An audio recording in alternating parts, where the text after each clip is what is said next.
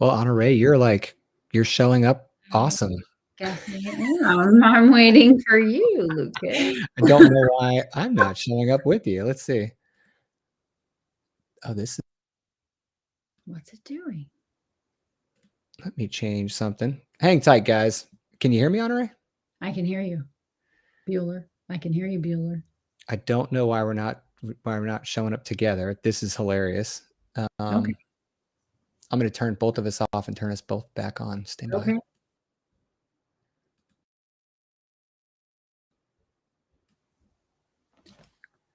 I don't know how that worked out, but hello. Technology. We're having all the technology fun today. Technology. Hey, Jen. Hi, Jen. Jen, I haven't listened to your Voxer because I've been running my mouth. So I know you sent me something, and I'm sure it's great. It's wildly inspirational, I'm sure. Hi, Wayne. Wayne, hello. Good evening in Egypt. I like the camel. I like the camel. Hey, Pops. Hey, Charlie. Hey, Pops. So, Restream. By the way, if you're wondering which platform I use for the live streaming, it's Restream. And that was fun because it showed us both live on the screen, but we weren't together. So that was kind of fun. Yeah. But we're good now. Yeah. It all works out. It's fine. It all worked out. Well, welcome everybody to our Thursday live, which is always super fun. It's my favorite. Yeah. Fun thing to look forward to. Yeah, and we've got a pretty big topic today for people. I mean, not big, but like impactful, right? And it's something that you introduced me to, I think, for the first time last summer. Yeah. And I remember the first time I was looking at one of these challenges, like, oh gosh, what's up her sleeve? What does she got going for us? But I already have thought out next year's topic. But there's Renee. Hi, Renee. I'm thinking. Hey, Renee. You. Send me an update. Send me an update on the things. All the things. But before we dive into it, what are you working on? Well, this week's been a lot of government contracting stuff, which is great. Is that as much fun as it sounds? It is. So fun. I could not imagine what this would be like for people that didn't grow up in this space, right? Like either working for the military or working as a contractor, serving the government.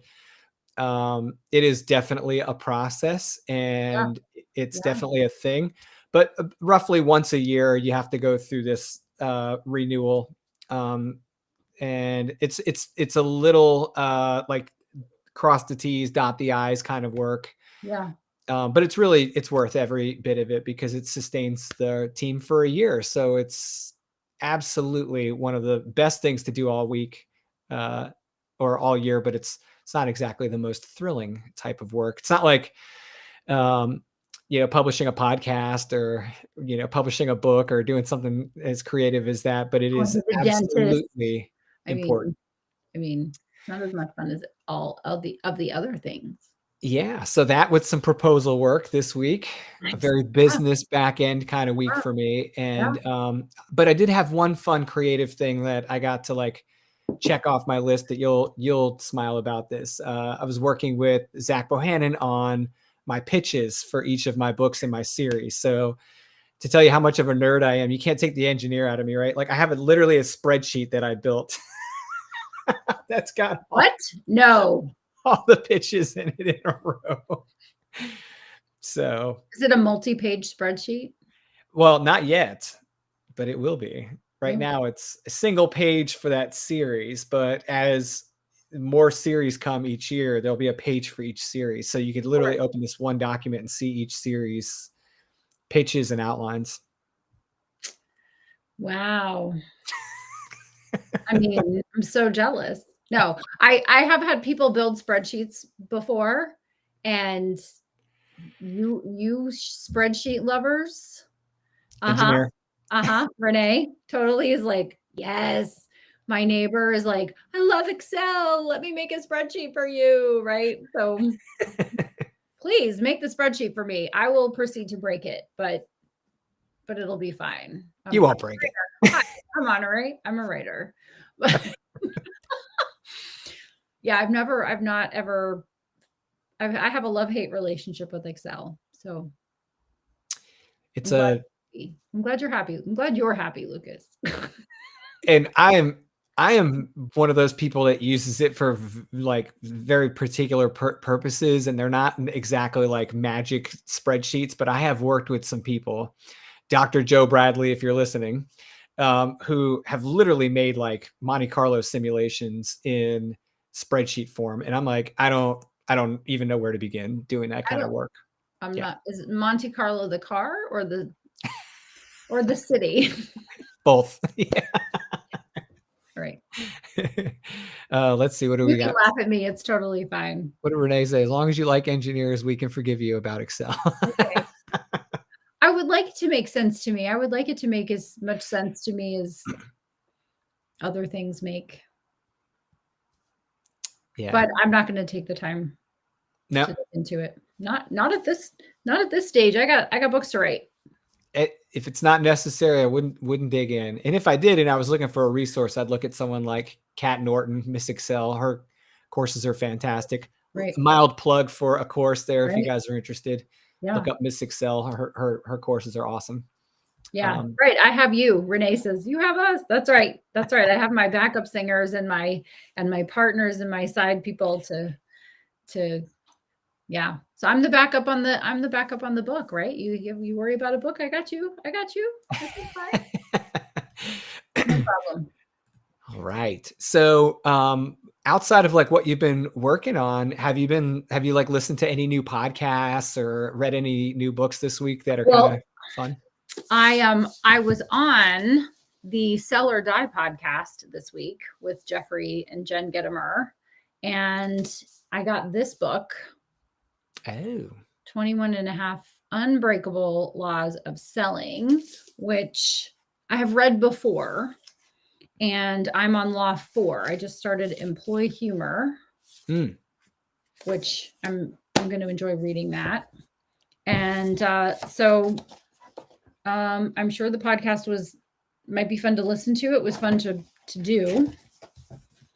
And I also got to go to, so Williamson County in Tennessee is where we live, and Williamson County School District, so Williamson County WCS, Williamson County Schools has an entrepreneur and innovation center, the EIC, for students in high school. That's awesome. And middle school. They have a whole center. It's this huge building. They've got a stage, an auditorium. They've got a podcast studio. Wow. They've got a recording studio. They have all these amazing Mac computers upstairs. It's just this 3D printers that are just incredible. And this week was their pitch for their annual Shark Week. And if you win, then you go to compete somewhere else. And so I got to talk to all of these mostly junior and senior students, a few sophomores that had taken on the project of coming up with a business. So they have to, from the very, the ground up, here's my idea. Here's what I want to do. And then they have these, they're like, those poster boards that like we did our science projects on. Yeah. Trifolds. And so they had their trifolds with their business ideas. And then they had the sharks from the community come in and then award money to fund their businesses, which was really cool. So I walked around and talked to every single, and it was everything from kids who took latex and acrylic so that you could customize your shoes. So you could take white sneakers and you could paint them, and then it would peel right off. So when you get bored with the design, you could peel it off.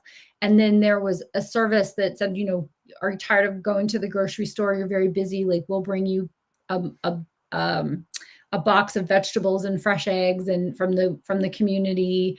There were these 3 guys who made bracelets that were like, because arm candy is really fun these days, right? Everybody has an arm party going on. And so theirs were ones that were made out of rocks that you could put essential oils on they were selling little lavender essential oils so you could calm down. And then, my favorite were the snack makers. So the, people who made the cookies and right, they were doing that kind of stuff. So I got to talk to probably 50 different teenage entrepreneurs, which was so fun. And you brought up podcasts. One of them, they have a podcast, and I guess my episode is going to go live tomorrow. So they just brought me in the studio and they're like, do you know what a podcast is? And I'm like, yes. Like, have you ever been on a podcast? I'm like, yes. Just a few. Just a couple. So put the headphones on. They asked me a few questions. It was maybe 5 minutes. They were very good. There were 3 of them. They didn't talk over each other. They each knew what they were supposed to say, but we went in and recorded in the podcast studio. And then they were like, okay, thanks so much. Wow, that was really good information. Thank you. So it'll be really fun to kind of circle back with that and see. So doing a little reading, doing a little podcasting, a little podcast listening. What about you? What are you reading? What are you listening to? Well, what are you watching? A little bit of a detour from my normal response. Last night, I went to a concert with Tammy. We went into town. You went into the big city? Yeah, we live out in the sticks. So we drove into Portsmouth, Virginia, which is right next to Norfolk and Virginia Beach, for those that aren't familiar with the area.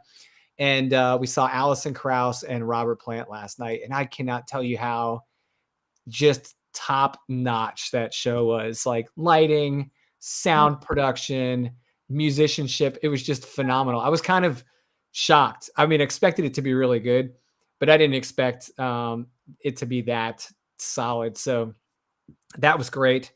As far as like podcasts I'm listening to this week, I've been catching up on a few, but the one that I've been listening to mostly for entertainment purposes has been the Men in Black Shirts with Zach Bohannon. Yep. He thinks you would be the best. You would be a great 4th person. He goes, he would fit right in with us. He's just like us. Same music, same stuff. So yeah. Well, they have a no guest rule, which I respect. You what? So they have a no guest rule, which I respect. Right. That's actually I thought that was kind of interesting for people that are listening to this that have podcasts. That's the first time I've actually heard someone say publicly on their podcast that they have a no guest rule for the podcast. Yeah. And I thought that was pretty amazing. I was like, wow, they're very, they've got this thing formatted away and it's a very relaxed kind of entertainment driven podcast for writers that are also metalheads that are also doing other things. So that's been my entertainment this morning. And I was listening to Helen Bullen's most recent podcast. So if you guys haven't checked that out, Helen, she's a dear friend of ours. She comes on the show quite often. Actually, she might be. No, that's Jen. That's Jen. Yep. Jen, that's a Helen. Tell her we're talking about her. Yeah. So Helen's such a good speaker. Like I'm just so entertained by her, but she's such a good inspirational source of information. So love part comedian, part entertainer, part motivator, part inspirer. What a wonderful personality. That's right. And so we were just talking before this, reading Jeffrey Gitomer's Sales Manifesto is kind of my nonfiction read this week. Yeah. Right on. Yeah. Yeah. So you want to jump into talking about this elf thing? Cause it's funny when I first typed this, I thought maybe I should spell out elf but then I was like, no, I want people to go, what the heck is that? What is that? A little good hook copywriting there, but ELF actually is a real acronym. You can use a few words to make that acronym make sense to you if you'd like, but Honoree has a fairly standard use of 2 for each that we'll unpack a little bit here. And this is related to a challenge that you present to the members of Empire Builders Masterclass each year. So I'm noticing a trend, 2 runs, that this is like a summer challenge for the group. So am I onto something there? Yeah, I think so. Although I don't like it to be the same because I don't want you to be able to predict it. Karen Hunsanger was like, I thought you might do a challenge. So I was thinking about it the whole time. So I'll talk about the challenge last year, and then you can tell me your perception as a participant. Okay. What I was noticing last year, and so this is a little bit of my thought process from being the leader of the group, is when you're in something for a year, feels like, oh, I have this whole year to do something. And so I don't ever like someone to feel like, okay, I'm going to set a goal, but I don't really have to start working on it right now because I have a super long runway. Because psychologically, there is no incentive to be intentional and purposeful and right now about something. Because if there's no urgency, there's no urgency. So you got to have some urgency behind it. So we got to May, and there's some things going on in the world. And what I was hearing a little bit in the group and outside of the group, just in the world in general, is that money's hard to come by. It takes a long time. You have, to set up a business, you have to like get all your ducks in a row. And I'm not disagreeing with any of these principles, but I do believe that as aspiring empire builders and as educated and experienced professionals, a lot of times we have income right at our fingertips that we're not thinking about.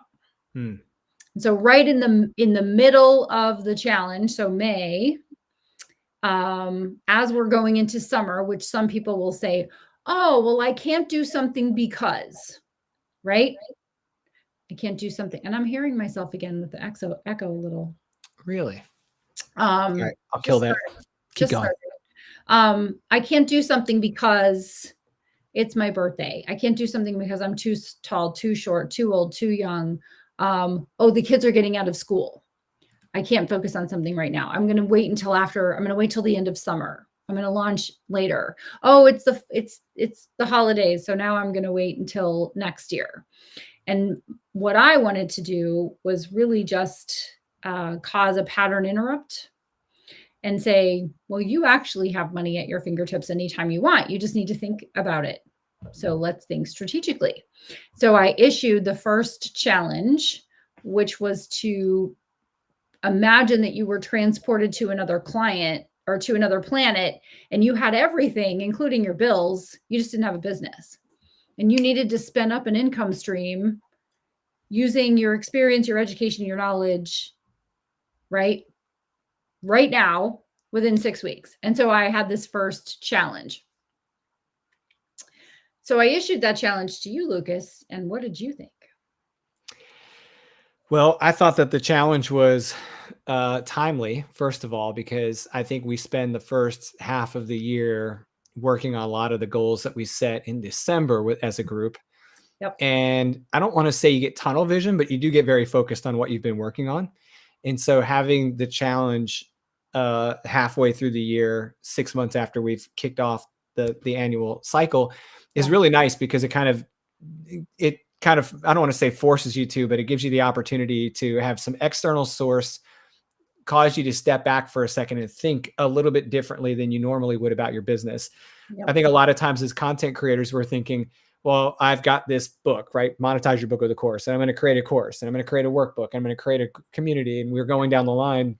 Yep. What we're not doing is stopping and saying, well, hold on a second. If I take a different view on this content creation, product development type thing to generate some revenue in a different way, how would I go about doing that? So the nice part about the challenge is you present us with a roadmap for how to approach the challenge, not just like a goal and it's just left open. It's not like come up with a new idea and you walk away. You're very specific in saying, okay, here are the rules of the game. You have to use, I'm not going to say which one it is this year, but you have to use content you've already created, or you have to have a new idea, or like there's different ways you can do it. Right. I really like them because I like a challenge.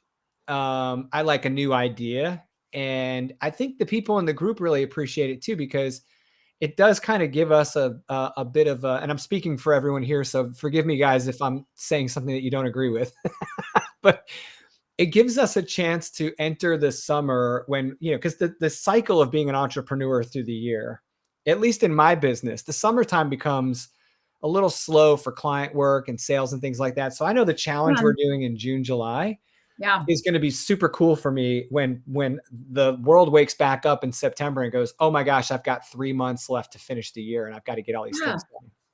Yeah. So I love So the timing and I love the external driver.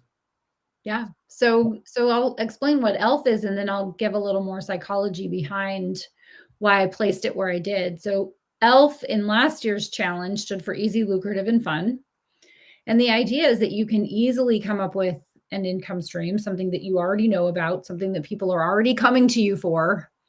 So there is something right now that people are coming to you for in terms of knowledge and expertise. It may not be something that you're doing for money right now, or it may be something you're doing employed by someone else, or it may be a program or a process or a product that you have in your current business that you could repurpose.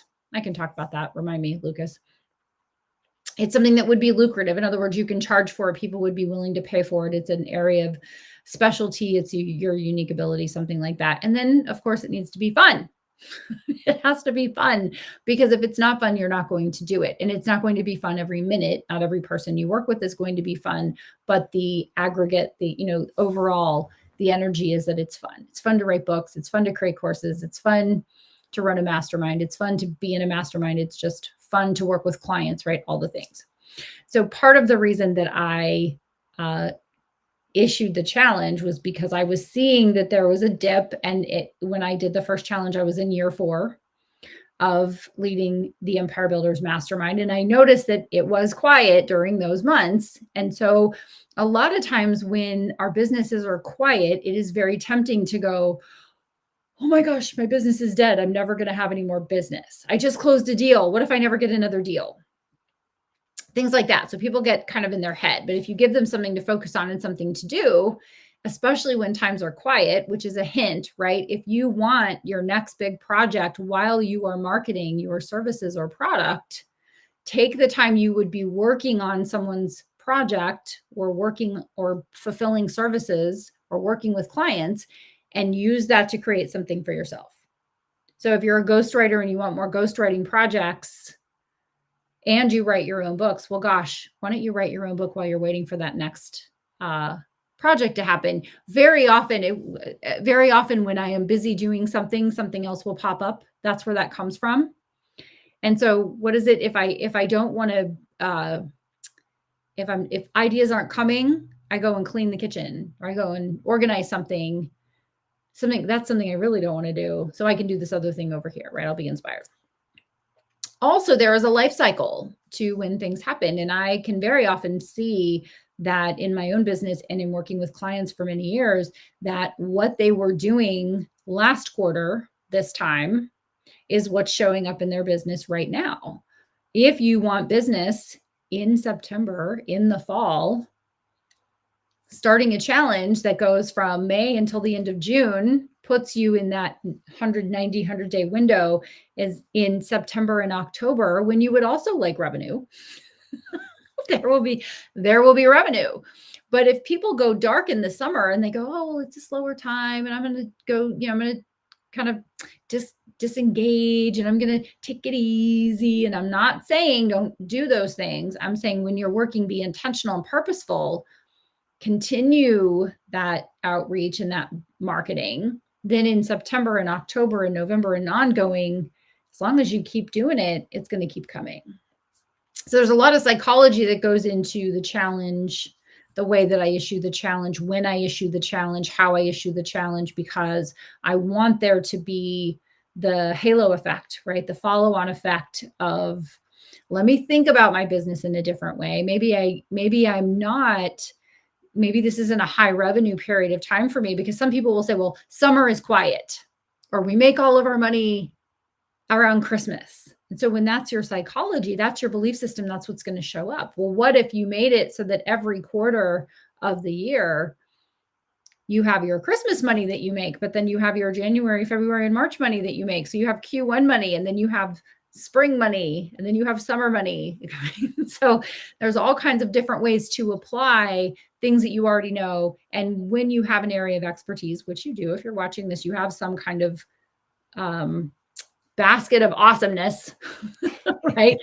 That includes your education, your experience, your knowledge, your connections, intellectual property that you've already created that could be, repurposed in a different way. When you just take some time to be quiet and think about it, you're probably going to have a great idea that is another revenue stream you can add to your empire.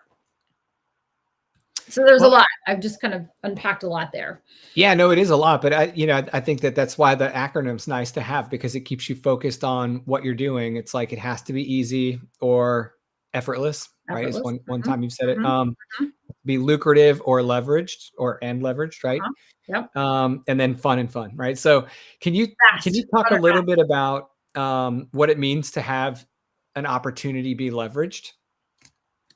Yes. So books are leverage. You do something one time and you get paid for it forever. Courses are leveraged. Joint ventures are leveraged.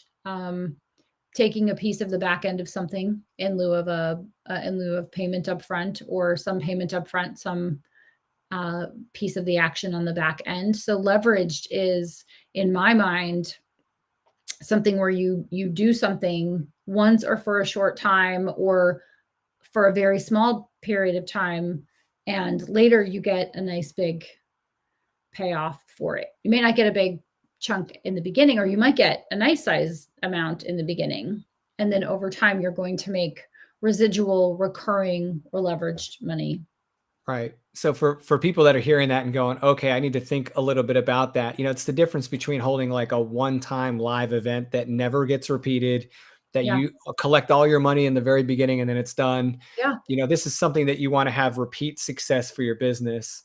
So you can do that live event, but are you planning to then convert that content in a way that you can like sell it as an on-demand course, or convert it into a recurring event that you host, or give people payment plans or a subscription? And that's one event of many. Like, you can kind of get creative with it. There's no rule that keeps you from doing it the way you need to do it for your audience, but you do want to kind of keep a focus on that recurring revenue. So it's not a one and done type thing.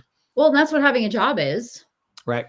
You go to work and you get a paycheck and you're never paid for that time again. You haven't leveraged that time at all. And I'm not saying there's anything wrong with that. It just doesn't have the same potential upside unless you own the company, right? Unless you're a stakeholder in the company, because then at some point you can sell the business. Right. And then you have an exit. So you're paid for the time you put in the business, and then you're paid to sell it. So when I focus on writing a book, I'm not paid for that time. Unless I've created the companion course and pre-sold the course so that it pays me to write the book, right? Which is an end run around that, which is an opportunity there. But when I'm working on a book, I know that I can get paid on that book from the moment it's released forever. And there is an infinite amount of opportunity for it. Right. And so if I have moved away from trading time for money. Unless I am very well compensated for that time, knowing that I can never get it back, knowing that if I sell that time to someone, they get to boss me around because they paid me. Right. Right. And that's not an asset that I'm going to get paid on again. And so that's why I charge what I charge, because if I'm going to allow someone to, in essence, be my boss for a period of time, and I'm not going to make any return on that in the future, then I must be well compensated for the time that I'm investing in that project. And so I think about it from a different perspective. I think about what's the value of a minute? What's the value of 5 minutes? What's the value of an hour? Because once it's gone, people think that time is unlimited. I'd rather give my time than my money, but I would rather give my money than my time. And I think that money is finite, but wealth is infinite. And if you invest your money, then you're creating wealth, and you can always have more than an abundance. But once you have spent that time on something, it's gone forever. So it's just something to think about when you are thinking, what is something that could be easy or effortless, leverage and lucrative, and fun and fast. And the fun and fast part of it is just the piece that keeps you from overthinking it too much. It's like, okay, well, it's easy for me to be a writer, and it could be lucrative for me to be a writer, and it could be fun for me to be a writer, but it's not fast. Oh, Yeah. foiled. Right. So thinking about what's the thing that I can put in place, that I can put a landing page up on my website and say to people, I have this thing, you want it? Go buy it, go click on it. And then I get the notification. Want to talk? Well, I was going to ask you if you could give an example of a success from last year, and I was going to pick on Beth. Yeah, well, I mean, let's showcase Beth, because she was the one who 5.5 weeks into the 6-week challenge called me and just said, I don't have any ideas. I don't know what to do. I think I'm going to fail. And I said, you will think of something. There is something that is so innate in you and in you, something that you have the ability to do. I trust that it's going to occur to you. And I feel like one of my jobs is to help people to see themselves the way I see them.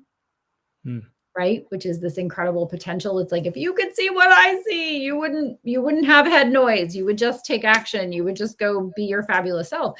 And she showed up for the reveal 2 days later, having written, illustrated, and was in the process of publishing her first children's book. And it is called, I'm sure Jen is going to put it here in just a second, I'm Getting New Glasses, inspired by the fact that her husband is an optometrist, and kids go for eye screening and then they go and get glasses, but it's not really super cool if you're a kid to have glasses, because they call you four eyes and they make fun of you because your glasses are dorky. And of course, none of us needed help to feel like we didn't fit in when we were little. So getting glasses is like super awesome, right? And so her book was about these two cute little characters that go and the girl gets glasses and the boy's supporting her. And then at the end, he's like, I want glasses too. Glasses are cool.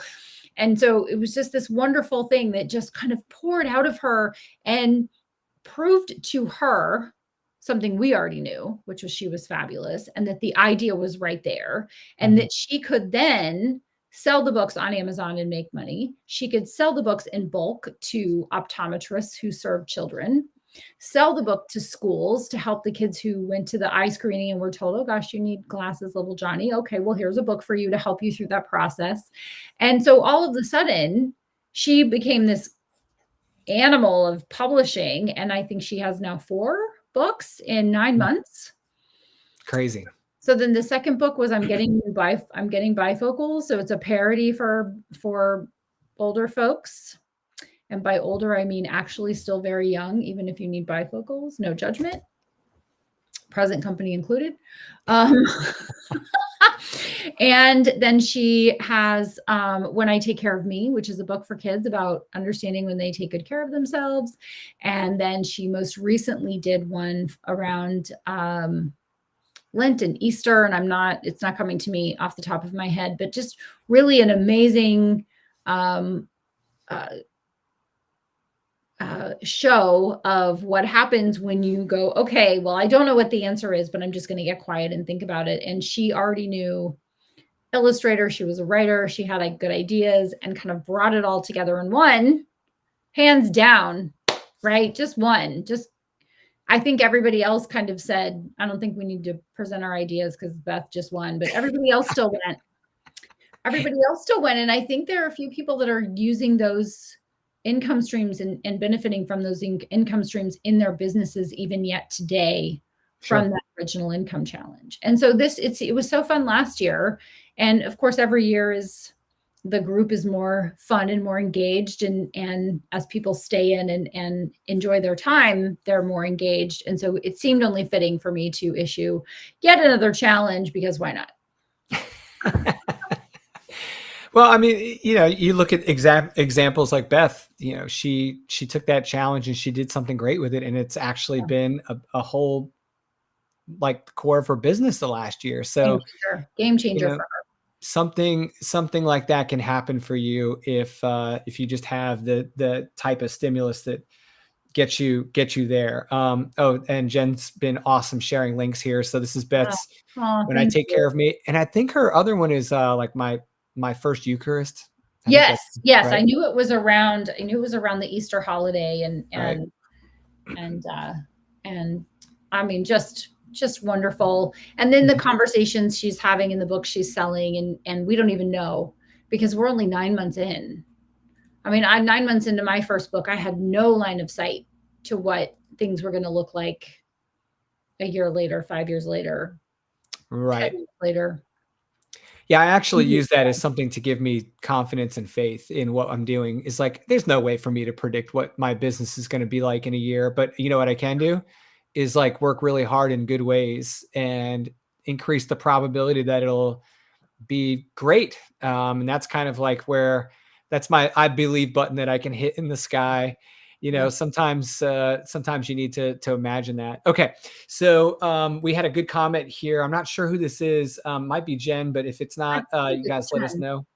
I think it's One 10. of the best things that she ever heard Honoree say during the sessions that you can never have too many income streams, and that Good sometimes the story. income comes from places you least expect it. Yeah. Right. And We this were kind of joking. We were talking about getting unexpected checks in the mail. And I was like, oh, I want an unexpected check in the mail. And then I got a check for $5.21. And I was like, okay, universe, that's not what I meant. Please try again, add a comma. Yeah, Tammy and I were laughing because and I shared this with you as well when I got my first royalty check from It's Sabina. Monetize Your Book. What's that? It's Sabina who said that. Thank you, Sabina. Oh, Sabina. Oh, hey, Sabina. Yeah. Um, when I got my first Monetize Your Book with a course royalty check, I think it was from Amazon. I was like $79, baby. You know, we're like, woohoo, you know, and we're celebrating. But you know what? That was really cool. I like really enjoyed seeing the thing work. Yes. Yes. Well, and it doesn't seem like it's a lot, but at one time, I mean, I think when I first started working, and I don't need any comments about this, but when I first started working, I think minimum wage was $3.35. Right. So I want to say $79 was my paycheck for the week for going to work and working. So it's all relative, right? The things that used to be completely expensive are now commonplace. Right. And, you know, as you progress, the amount of money that you can command for something gets bigger and bigger. So it's all psychology, right? But I'm still grateful for the $5.21. Yes. I'll take it. Yeah.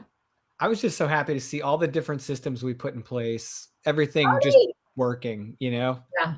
Yeah. There's Tony. Tony! By the way, if you guys are looking for someone that does videography services and all the great things, Tony is that guy. Yeah. I'm thinking maybe next year Tony will be around for the 24 income challenge. I don't know, an EBM. Like I'm just That'd be saying. awesome. I'm just gonna put it out there. Well, that'd give us a chance to meet face to face in December too. That'd be awesome. Right. Minimum wage was $1.60 an hour when I started working. Wow. Wow. So my $3.35 was like big money. I don't know what it is now. It can't be enough. $15 maybe. Well, that's the thing with minimum wage is never enough, right? It's like, yeah, it's called tough. Minimum for a reason. Yeah. Yeah. So yes to all of this. Okay. Well, I'm in if you are, Tony. Yes. Yes. Look at this. Who's that? Is that Jen? Look at Jen with the star. Go, Jen. Go fight win, Jen. Yes. Yes. So There any questions about developing an easy, lucrative, and fast income streams? Anyone have any questions around that or thoughts? Yeah. Drop your guys' questions in the chat. We'd love to hear them. Yeah. So while we're waiting for the questions, do you have your idea in mind for? You don't have to tell us. Obviously, you want to keep it a secret because I'm the little munchkins, which is what I'm calling everyone who's like, I have my income idea, and they're telling me what it is. I'm like, can I tell you? I have to tell somebody. Do you have your idea yet, Lucas? Yes, I had. Well, I think I have two ideas. One is actually was in the works when the challenge happened, and it just kind of fit exactly where I was wanting to go. But you gave us a statement to say, when we read and I just opened up my book, I think I have it written down. So I Okay. will, for those that weren't in the room and don't see how we do this, I have an example here for you. Yeah. Honoree gives us a sentence. After she gives us the rules of the challenge, she gives us a sentence and you have to fill in the blanks. All right. Which gives you a very particular way to think about what you're doing. Is it okay if I do that? Yeah, of course. Okay. All right. So my first one was, it is a live workshop that provides actionable products like your course outline, your course topics, the method with which you're going to deliver your course, record your course, all those things, to nonfiction authors.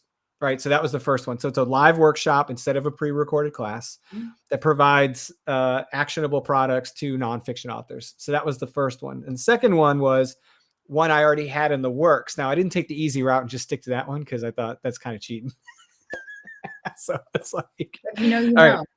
It's a community that provides group support, education, and resources to nonfiction authors creating courses. So one's a community and one's a live workshop. And I didn't have to create a lot of new content, but I did have to repackage, deliver, and market in a new way these products because they serve different purposes.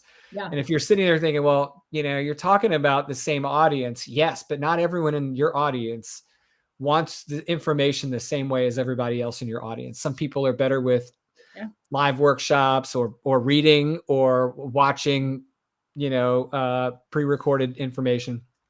So anyways, just to give you guys some ideas about how to think outside the box, I took 2 ways to serve the same topic, but in different ways so I could try and reach different people in the audience. And that was kind of my big goal. Okay, we do have a question. This one's from Jen Pisano. Are you cool with me jumping into that? Of course.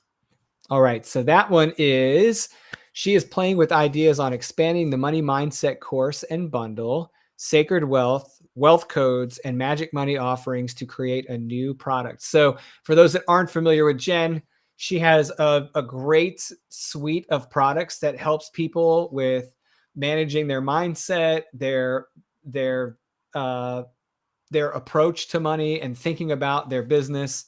And she's worked very closely with Honoree on this. So I'll shut up and let you run with any more on that. Oh, yeah. So Sacred Wealth and Wealth Codes are her books that she has published. She is doing the 100-day magic money mindset course right now. She's conducting that. And so I think all of that's going to be put together. And so, Jen, the next time you can do that is for the special session, the EBM special session for this year's class. And so for those of you that are watching that are not EBM, I think it might be helpful just to take a second and talk about what EBM is. So EBMC, which is the logo you see, the Empire Builders Masterclass, is our online one-stop shop for creators and aspiring entrepreneurs, or all the courses that you could need, or there will be at some point, all the courses that you need for sure to grow your business. The Empire Builders Mastermind is kind of the host of all that, or where all that started. And the mastermind is what I host. The idea or the promise of the mastermind is that you will develop 1 or 2 new streams of income that will contribute to your overall empire. So empire being a business or businesses that you own that earn you more than $1 million per year. And the income streams we're focused on developing as individuals in the group are 100,000 or more, up to $1 million or more. So 6 or 7-figure income streams per year. So everybody's goal every year is to develop 1 or 2 new 6 or 7-figure income streams. And then the bonus is to develop a separate 6-figure income stream that is just around referral and affiliate income, where you're putting money in other people's pockets. And bringing this group together means there's a lot of cross-pollination and recommending. So a lot of referral fees are flying around, affiliate fees are flying around, which is really fun. And a few times a year, I host at my house a smaller session for the members of the group to come together. And it's basically a day of hot seats. And that's kind of the best way to describe it. There's a lot of hard question asking, strategizing, and we do it at my house. So my husband makes brisket and we sit around the fireplace and we strategize, and it's really cool. So that was what I was mentioning to Jen, is that the next opportunity for that is coming up. So I will see you there. Just saying. And I'm telling you right now, the brisket's worth the trip. Yes, if the mastermind sucks, the food doesn't. Honoree is like, you're going to be questioned one day by some like, you're going to be like, what's the one thing you've learned in your journey and you're going to be like, it's all about the brisket, or it'll be like, how to eat crawfish in 3 steps or less. Yeah, you've lived in the shadow of brisket your entire profession. Yes. Well, we do eat well. Because when you are, and so these are the kind of 2 principles that I don't think I've ever talked about, Lucas. Certainly not in this forum, but I think the more, right? The better you do in the world, the more prosperous you are, the more good you can do in the world, right? And when you do well, you can eat well, you can live well, you can drive well, you can wear well, you can travel well. And that's, the side benefit is I get to do well, and I get to do good from doing well, and I get to help others do the same. And that is just really cool. I feel very blessed to do that. Absolutely. Yeah. So yeah, I've got a little bit of a crush on Byron, so I'll just keep it at that. Well, I could make some crude comment about everybody getting to enjoy his meat, but there it is. There it is. It's bonus material, people. It's a special woman that allows other people to enjoy her husband's meat. That's all I'm saying. Watch us get like an email from like LinkedIn. They're like, hey, we were cool with the show right up until the hey, comment. Stop it. No, that's all I'm going to say. That's all I'm going to say. It's brisket. We're talking about brisket. We're talking about burnt ends. Yeah, the burnt ends are great.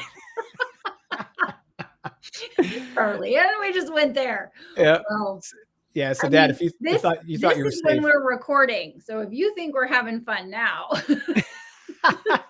that's right. Just wait till we're in the boardroom with the door shut. That's what we're doing. We're having. That's right. Yeah. Well, I mean, it's evidence that this is a family of people, right? We are comfortable with each other to the point where we can have all the good fun and jokes and everything. Yes. That's well, again, if you're not having fun, if you're not enjoying the process, how many people have things that they do for money that they are not enjoying? Yeah. Right? They're going to work every day and you can just see the misery on their faces. And that can't be that. I do not abide. No. I do not abide by the misery. And so I want it to be fun. I take my work seriously because I want good quality product, but I certainly don't take myself very seriously because I mean, the jokes write themselves. I'm sure, sure you and Renee and Byron and Jen, it won't be long. It won't be long. I'm like, I'm right here. I can hear you. I say that a lot. I'm like, I'm right here. I can hear you. Not reading lips. I can actually hear you. I love that you brought up not taking yourself too seriously because my brother told me something, about podcasting. He's like, hey, you sound like a nerd on your podcast. And I was like, what? He's like, you need to relax a little bit. I was like, maybe I'm trying to be too polished. So my husband does author and artist management. And one of the authors that he manages, I'm going to give a shout out to Ernest Dempsey, who writes archaeological thrillers. So it's Indiana Jones meets Jack Reacher. And he does drinks with Ernie. So he pours a bourbon and he does a show on Friday afternoons or something. And it's I can only imagine if we did our Thursday live. You are a drinker, but I'm a teetotaler. So can you imagine me after an old fashioned?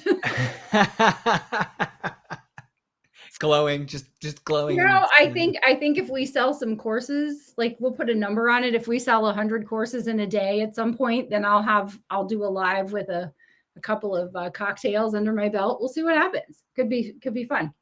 Yeah, absolutely. And my dad right now is clamoring because he and I have talked about, having just like a Friday hangout live session, which he's probably laughing right now thinking about the debauchery that would unfold. I actually did some pretty relaxed live streams last year. See, he's all in.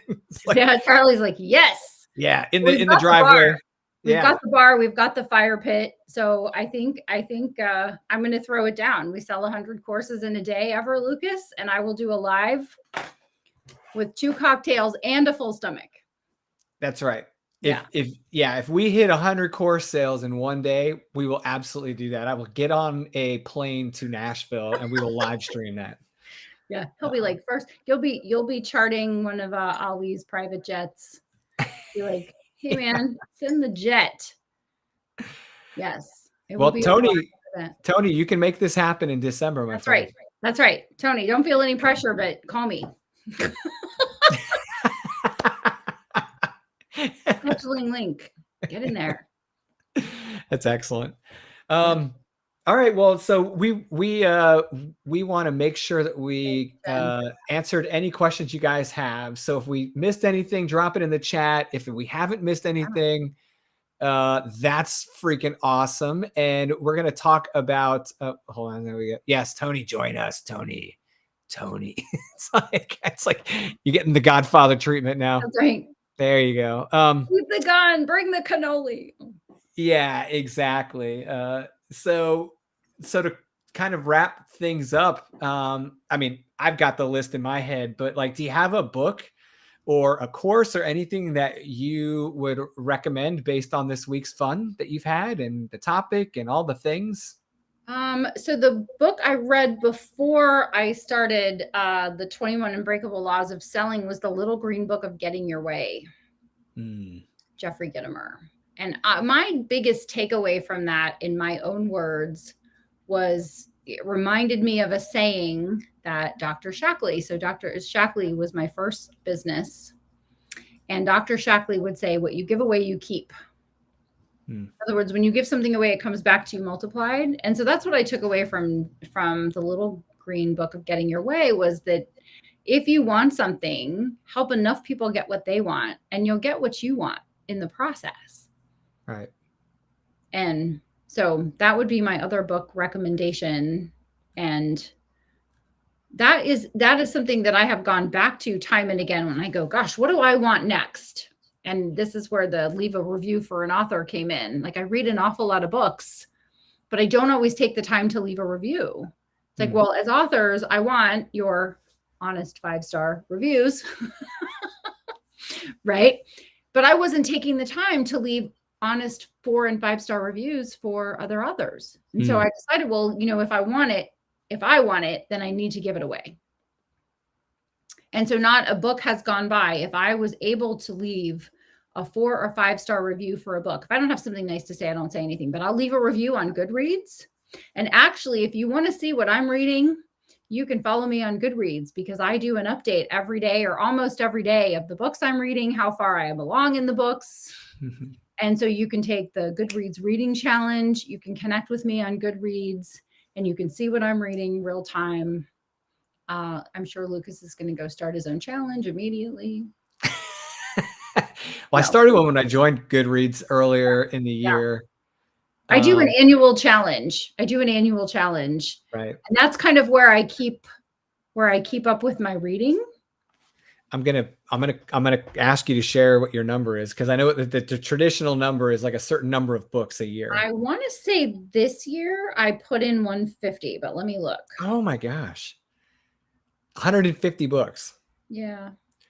That's actually, I mean, I'm shocked, but it's what you should do. So well, to be fair, it's only 3 books a week. Yeah, that's hard. Only because I make it hard. I could easily do it if that is incorrect. I am 2 books behind schedule. I have read 45 books this year, and my goal is 125. 125. Yeah. But I am in various stages. Like, I'm at, oh no, I did finish this one. Hold please. I finished that one, JT Ellison. And now I'm reading the next one. So now I'm one book behind schedule and I don't have the other one in the queue, but you can see all the books. But like the Daily Stoic, I read that all year. So that's not a book I'm going to finish till the end of the year. Right. So I kind of have gone down a rabbit hole. But I'm trying to read all 9 of those before she releases her next book on the 23rd of March. Gotcha. And I have so many books. I have so many like physical books on my bookshelf to read. And then I have so many books on my Kindle to read.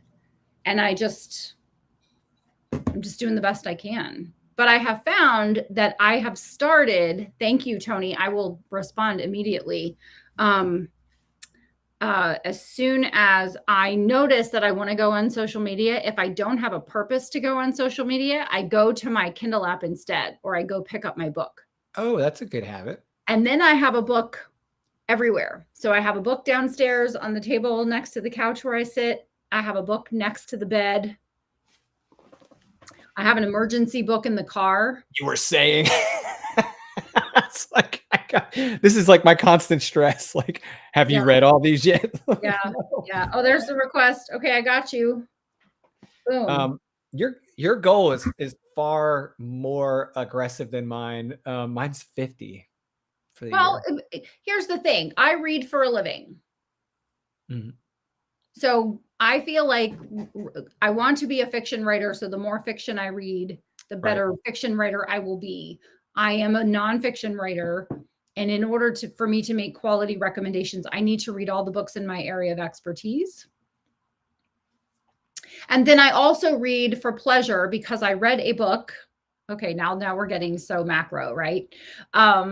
I read a book called Play It Away by my friend Charlie Hoehn, Hoehn. He used to work with Tim Ferriss. He worked with Tim Ferriss for 4 years and nearly had a nervous breakdown and kind of recognized that we had taken the play out of life.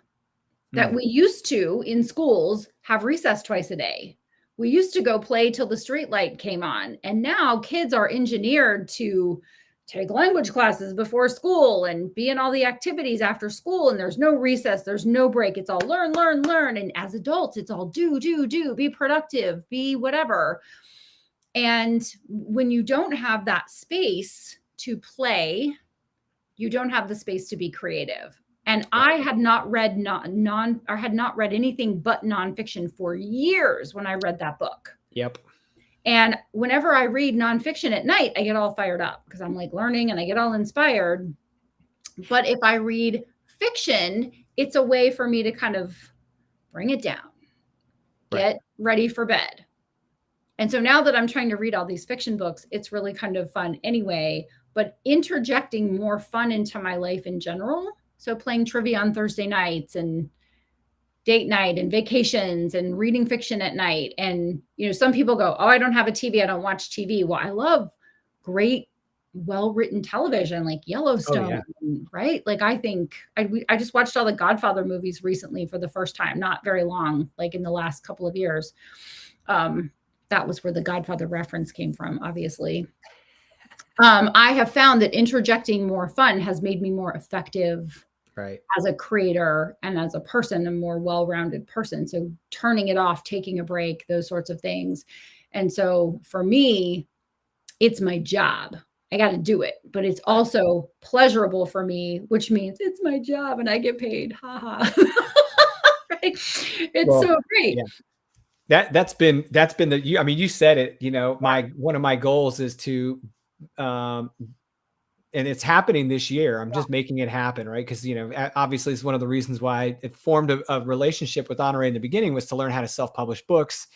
And then all the fun happened after that. But like, you know, we had talked about like writing fiction.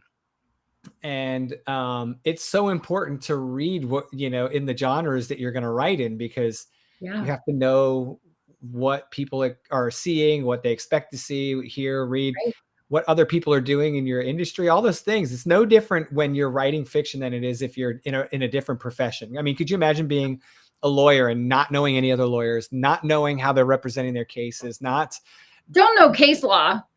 Yeah, nothing. Like, it's like, how would you couldn't be a good lawyer, right? So right. So part What of being a great professional is really knowing right. everything about what you're doing and also what everyone else is doing. And it has allowed me to form an opinion. Right. Because at first I was mimicking or trying to figure out what other people were doing. And then once I figured it out and backed up, I had the ability to go, do I want to write and publish a book in a weekend? Or do I want a quality book that's going to be a workhorse for my business for a decade or longer? Right. No judgment, just what's most effective for me, what's most effective for my clients. Right. And also, here's the thing. I don't read a book that I don't want to read unless I'm being paid to read it. And I think that's the thing, is that in school, we were made to read things that we hated, that we don't enjoy. And I think that's why a lot of people hate reading. Wait, or is this is this the part where you tell me you hate reading A Tale of Two Cities because you had to read it in school? Like, is this going to happen? No, but at the end of the day, the book that gets you is the book that you want to read, that you can't put down. And so when people say, I hate reading, I always say, did you like reading in school? No, that's where I started to hate reading. Yeah. But because I was given the gift of reading as a little kid, my mom would read books to me and I loved reading. And so the minute I could pick up and read things that I wanted to read, I've never stopped from there because I read the things that I want to read. And when I say to people, you're a grown-up, you don't have to read anything you don't want to read. Only read the things that you love to read. Find the genres and the authors that you love and read that. Right. That's fun. Yep. Right.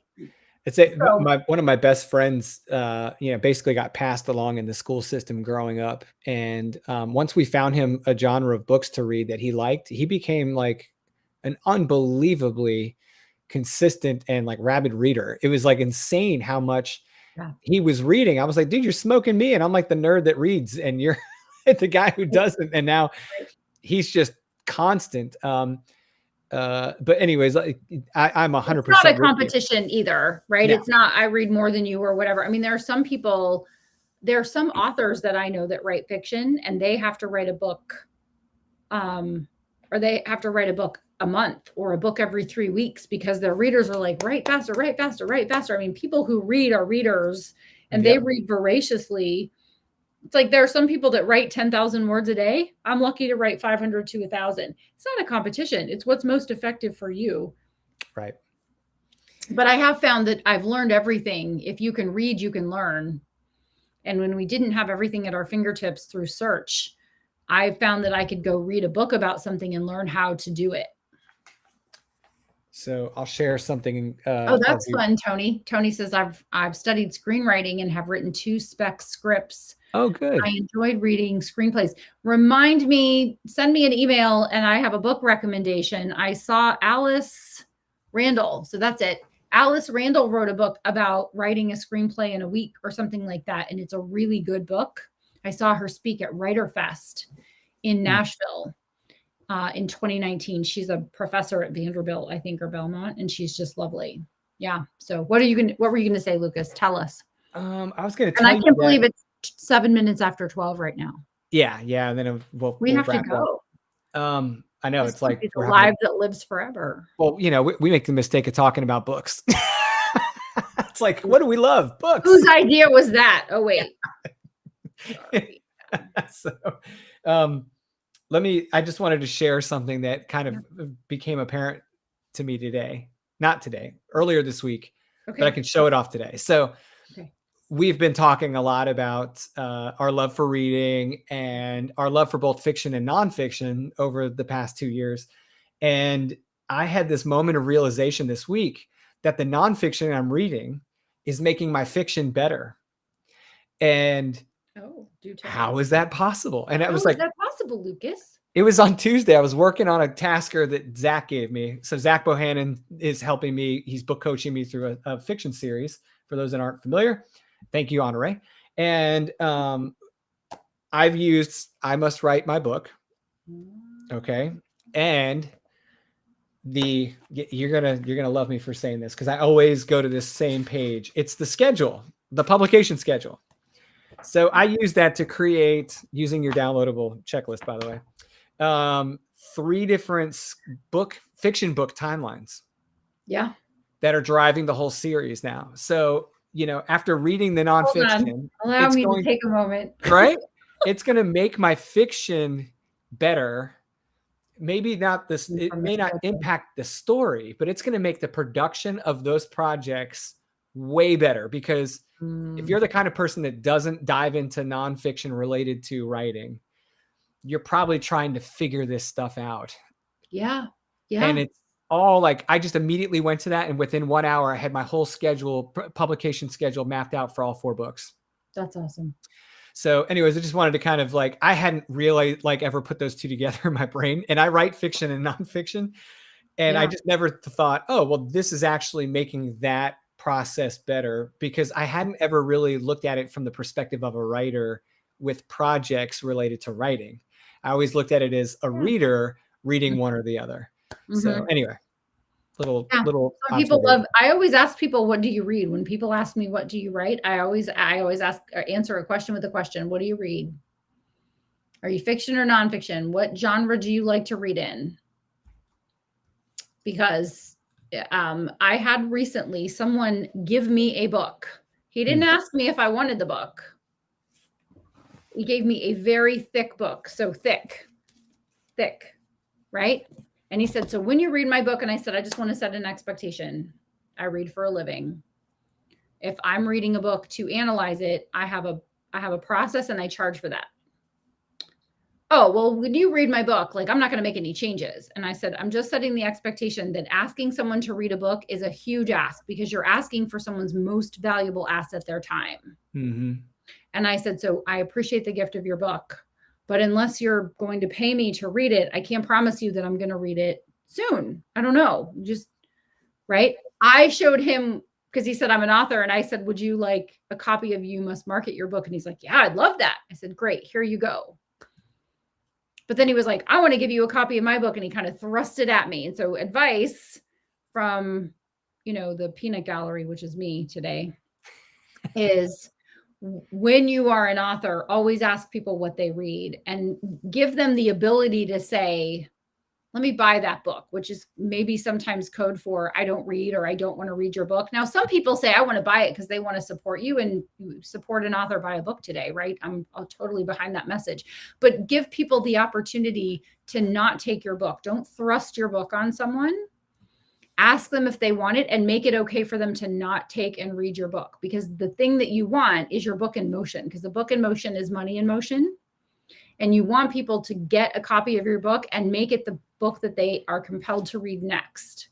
But if they don't, it needs to be okay, because it's okay if you're not reading someone's books. It's okay if it's not interesting to you. Don't feel obligated to read someone's book, right? And don't try to make someone feel obligated to read your book. I sent a book to someone because they asked me to, and then I got a whole email about my family's been sick and I'm a slow reader, and I promise it's going to be next. And I was like, dude, it's a huge ask.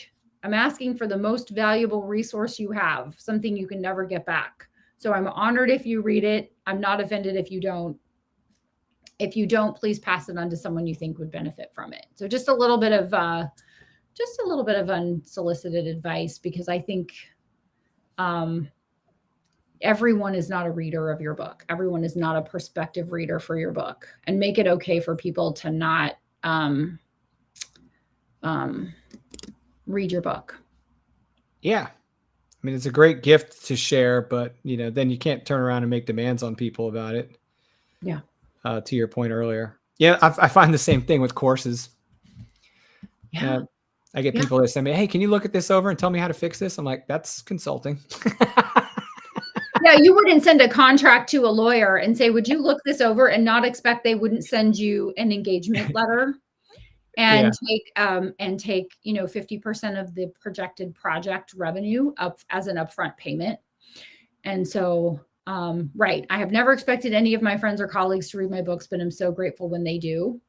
Right. So I only send unsolicited copies of You Must Market Your Book. If one of my friends publishes a book, I will send them a signed copy of the book. and just say, I know you need this. Whether you read it or not is neither here nor there, but please pass it on if it's not something you're interested in. I love that.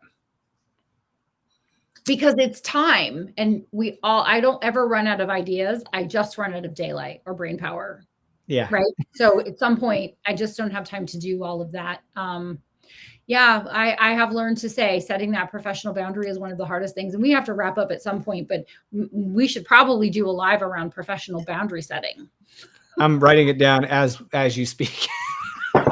Guys can't see, but I've got a list of ideas. Let's talk about that. Let's talk about setting boundaries. We've had about 4 good topics come out of this conversation in the last 30 minutes. So nice. Well, this has been so fun. Thank you, everyone, for your comments and your interaction. And just, I always feel like my cup is full after we laugh our way through these discussions, and hopefully provide some value to you for your time that you're taking to watch this. We really do appreciate it 100%. And so, Lucas. Yes, ma'am. I think it's time for us to say thank you for tuning in. We would love for you to, I don't have the list that you have, but like, love, share, leave a comment. Dark chocolate. And have dark chocolate. Take a nap, have some dark chocolate, and take a nap. And thank you, Tony. And you have a great day. And thank you, Sabina and Renee and Jen and Charlie, and who am I forgetting? Got Renee. We got Tony. I got Renee. I got Tony. Oh my gosh, we had a lot Sabina. of people today. Wayne in Egypt. Wayne, thank you for tuning in. Thank you for tuning in every week. Thank you, everyone, for watching live. If you watched in the replay, put replay in the comments and maybe your biggest takeaway. We just really appreciate you. These are super fun, and we're going to keep doing them from now until. Right. Yeah. And if you guys are interested in hearing these rather than watching them, we're publishing them to the podcast, the Empire Builders Masterclass. So if you're looking for the show, if you want to go straight to Spotify and search EBMC, you'll find it if you can't remember the Mastercast part. And we really appreciate everyone joining us. As Honoree said, we are grateful that you guys take your time out of your Thursday to join us. Yep. And we hope that if you find this interesting, you'll share it with other people. We do this because we love to do this, and we want to reach as many people as possible, because there's a lot of people out there that are looking for this type of information and this kind of format. And we would love to have more people along for the party. So feel free to share. Thank you. All right. Well, guys, we'll see you next week. Same bat time, same bat channel. You guys remember, like, subscribe, all the good things, and ring the bell. Ring the bell. You know when we go live. That's right. Hang out with us on Goodreads, all the things, and we'll see you next time. Take it easy.